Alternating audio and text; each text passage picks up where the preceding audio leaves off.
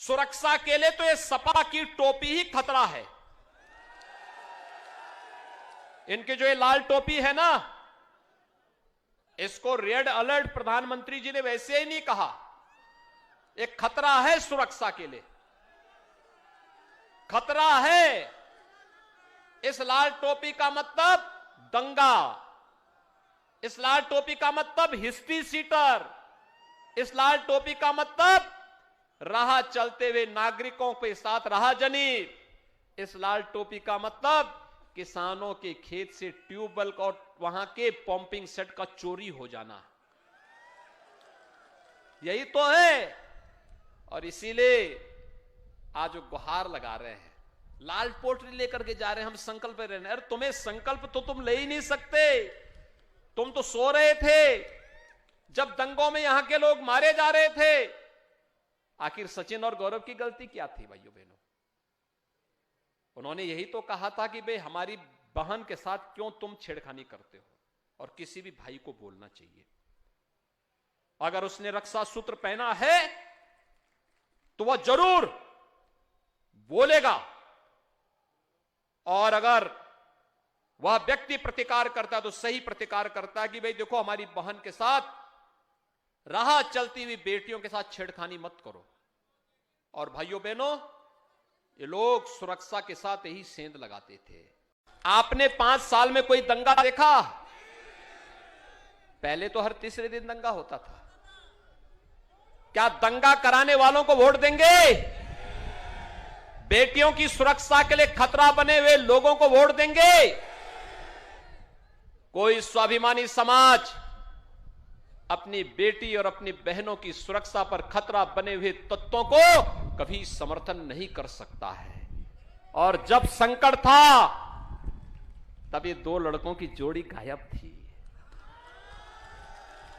गायब थी। एक लखनऊ से जाटों को पिटवा रहा था, झूठे मुकदमों में उन्हें जेल के अंदर ठूंस रहा था। गौरव और सचिन जैसे 9 युवक मारे जा रहे थे, तो वह व्यक्ति उन दंगाइयों को अपने मुख्यमंत्री आवास पे बुलाकर के सम्मानित करता था। आज शर्म नहीं आती इन लोगों को आपके पास आकर के फिर से गुहार करने की?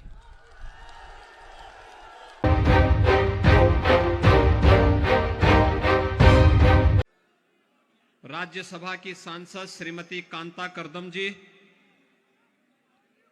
राज्यसभा के सांसद माननीय श्री अनिल अग्रवाल जी,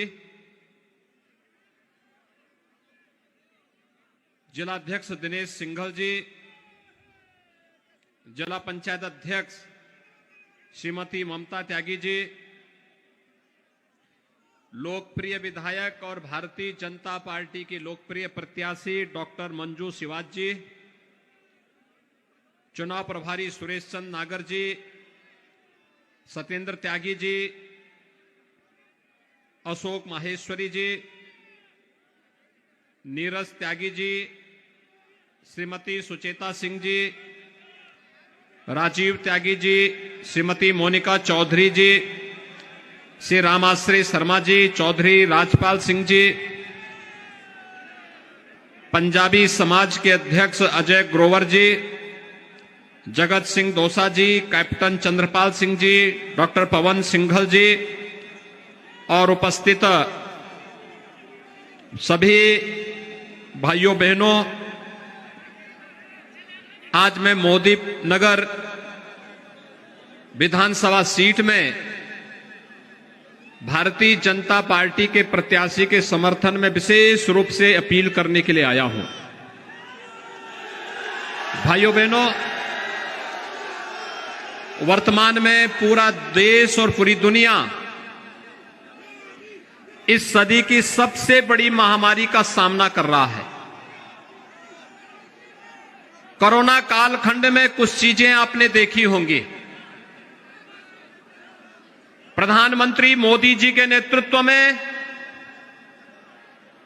भारत की 135 करोड़ की आबादी के लिए फ्री में टेस्ट, फ्री में उपचार, फ्री में वैक्सीन। कितने लोगों ने वैक्सीन ली है?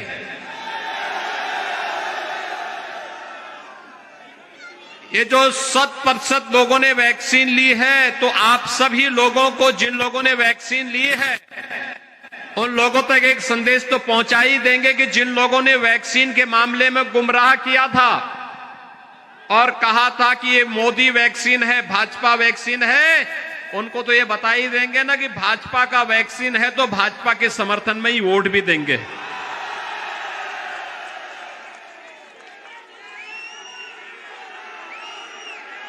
सबको वैक्सीन, फ्री में वैक्सीन। और भाइयों बहनों, भारतीय जनता पार्टी की डबल इंजन की सरकार है, तो राशन की भी डबल डोज हर महीने हर परिवार को उपलब्ध करवाने की व्यवस्था भी भारतीय जनता पार्टी की सरकार कर रही है। मुझे एक बात बताइए, ये जो फ्री में उपचार, फ्री में टेस्ट, फ्री में वैक्सीन, अन्न योजना का लाभ, गरीबों के लिए आवास, 43 लाख गरीबों के लिए एक एक आवास उत्तर प्रदेश के अंदर दिया गया। 2,61,00,000 गरीबों को एक एक शौचालय दिया गया।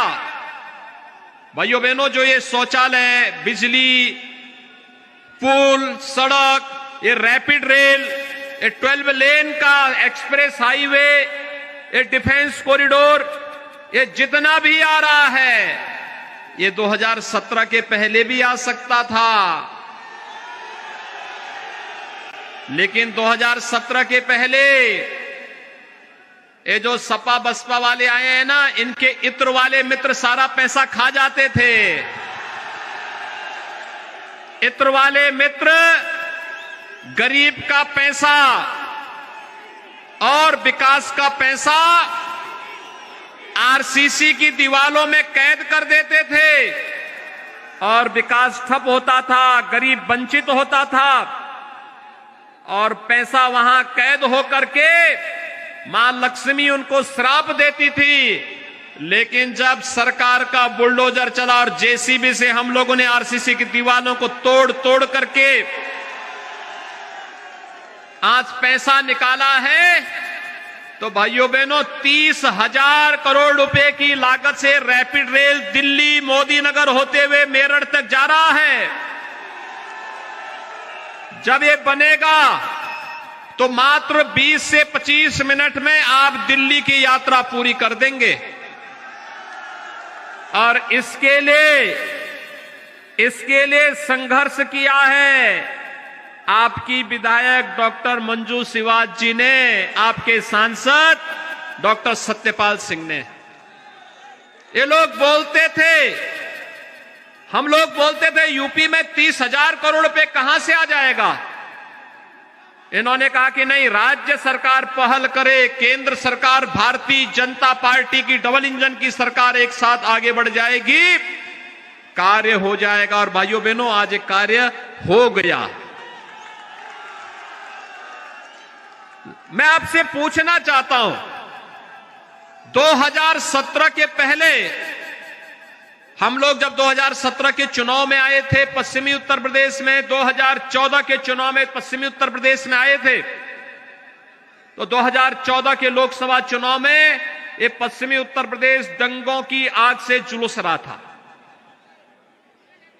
17 के पहले जब भी हम लोग आए थे, जिस परिवार में जाते थे, परिवार एक ही बात कहता था कि बेटियां सुरक्षित नहीं हैं, अपनी बेटियों को कैसे स्कूल भेजेंगे। जिसके पास क्षमता रहती थी वह बेटी को दूर कहीं छात्रावास में भर्ती कर लेता था, लेकिन जिसके पास क्षमता नहीं थी वे बेटियां असुरक्षा के माहौल में जीने के लिए मजबूर थी। आपको याद होगा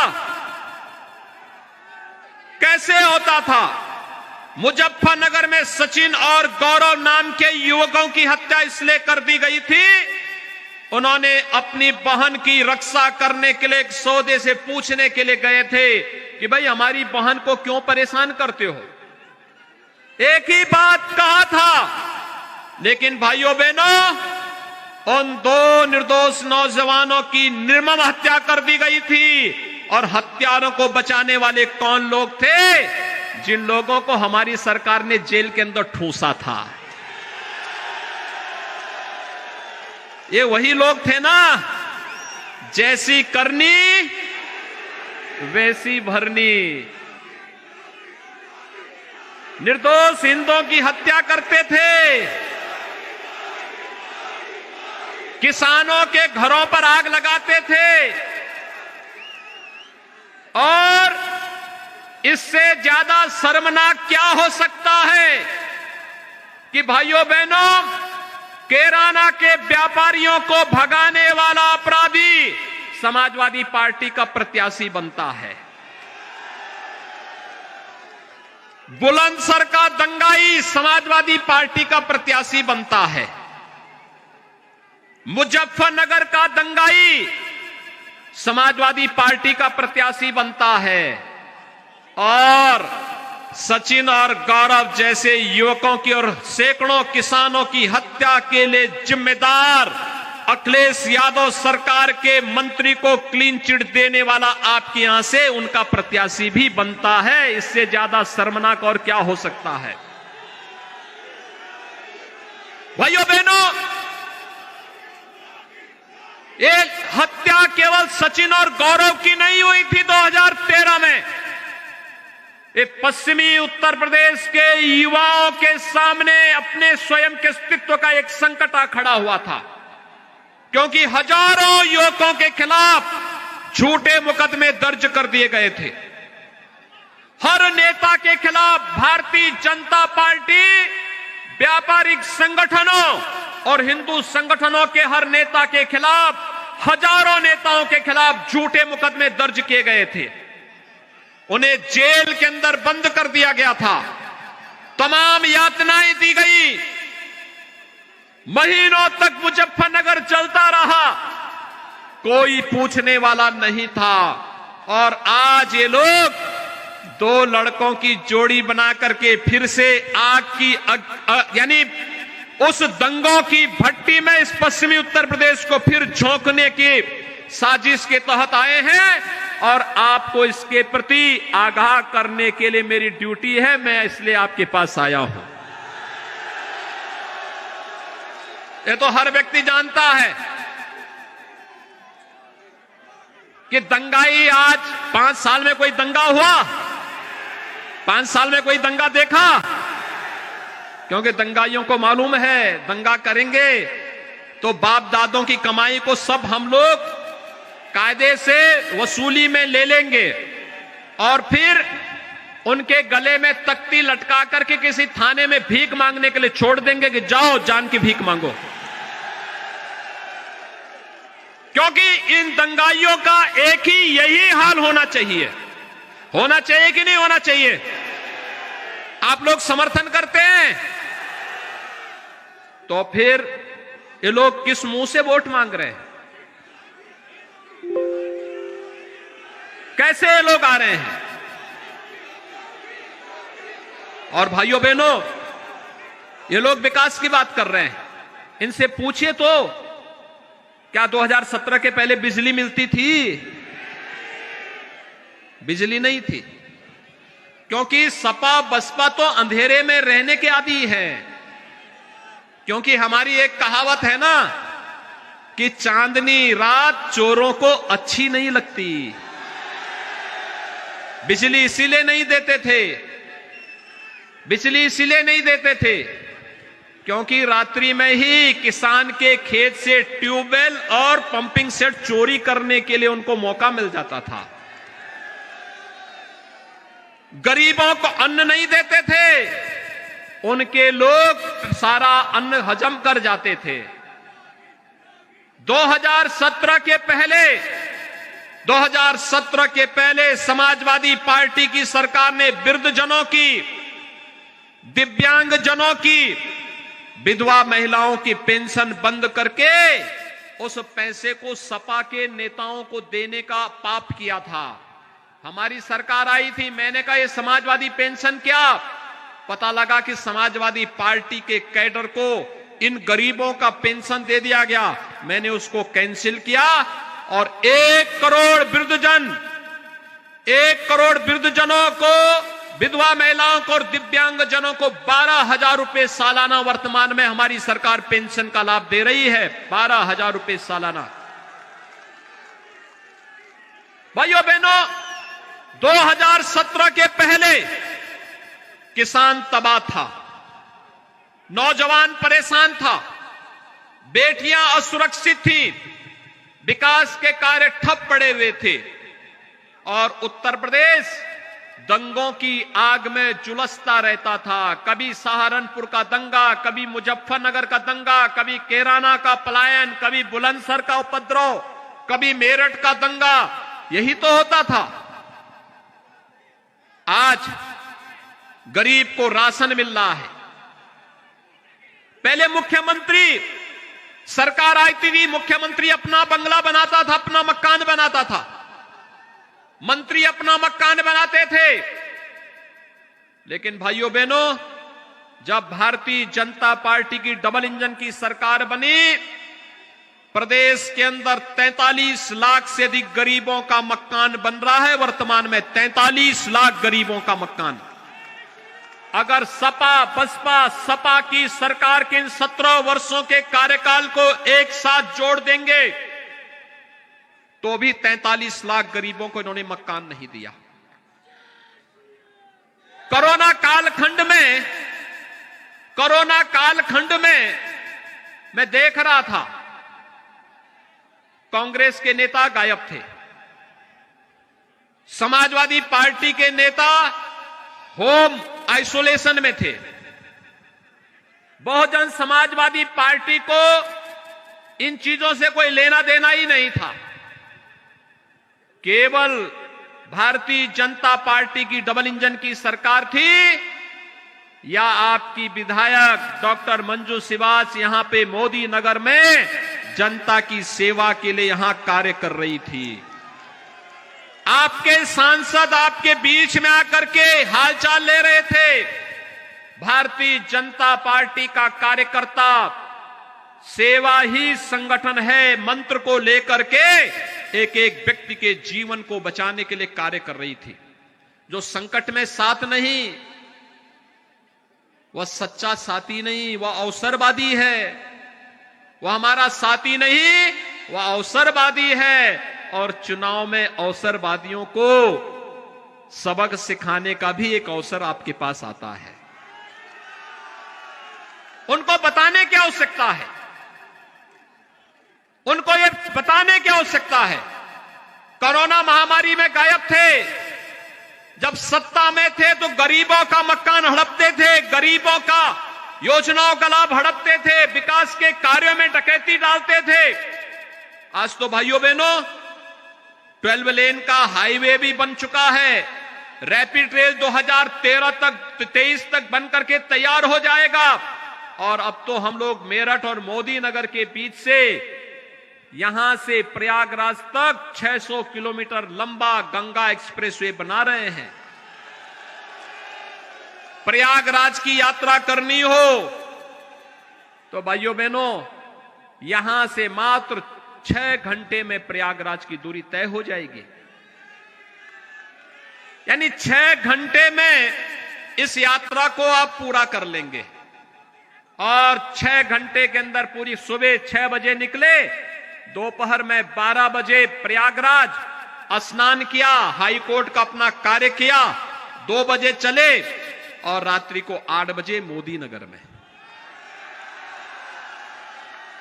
स्पोर्ट्स विश्वविद्यालय आपके मेरठ में ही बन रहा है, मेजर ध्यानचंद के नाम पर।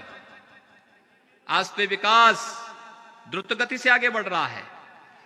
समाजवादी पार्टी सरकार का कोई विकास दिखाई देता है क्या? वैसे आप झूठ बोल रहे हैं। समाजवादी पार्टी का एक विकास है, मैं बताऊं, उनके समय का भी एक विकास है। वह सड़क में नहीं, रैपिड रेल में नहीं, खेत के पानी में नहीं, वह विकास है कब्रिस्तान के बाउंड्री वाल में। कहां है? कब्रिस्तान की बाउंड्री वाल में। उनकी सोच कब्रिस्तान की है। हमारा सोच धामों के उन्नयन का है, इसलिए सिकरी माता के मंदिर का भी पुनरुद्धार हो गया है। हमने 700 मंदिर और धामों के उन्नयन के लिए पैसा दिया। जो पैसा एक कब्रिस्तान की बाउंड्री के नाम पे खर्च होता था, आज यही पैसा धामों के विकास के लिए खर्च हो रहा है। जो पैसा पहले दंगाइयों के सम्मान में खर्च होता था, आज उसी पैसे को हम लोग बुलडोजर की मरम्मत करा के तेल भरवाने का काम करते हैं और फिर उसी से दंगाइयों के ऊपर और हिस्ट्री सीटर के घरों पे चलाने का काम भी करते हैं। पहले विकास नहीं होता था, स्वयं का विकास होता था।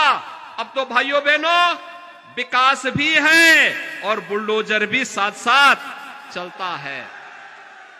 और इसलिए भाइयों बहनों मैं आपके बीच आया हूं आपसे कहने के लिए, डबल इंजन की सरकार की यह यात्रा अनवरत अगर चलनी है तो डॉक्टर मंजू शिवाज जी को आपको भारी समर्थन से, प्रचंड बहुमत से चुनाव जिता करके भेजना होगा।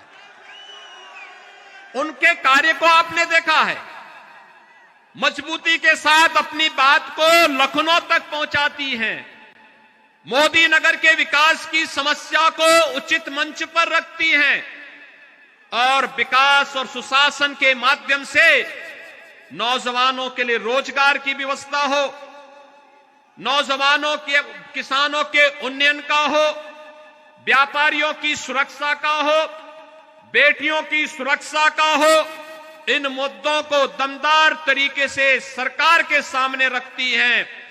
पेशे से चिकित्सक भी हैं, धोखा देने के लिए और लोग भी आएंगे, लेकिन जिसको पहले जांचा परखा है उसी पे विश्वास करने की आवश्यकता है, क्योंकि पैसे से टिकट खरीद करके और भी लोग गुमराह करने के लिए आएंगे, चुनाव के बाद गायब हो जाएंगे, फिर दोबारा नहीं दिखाई देंगे।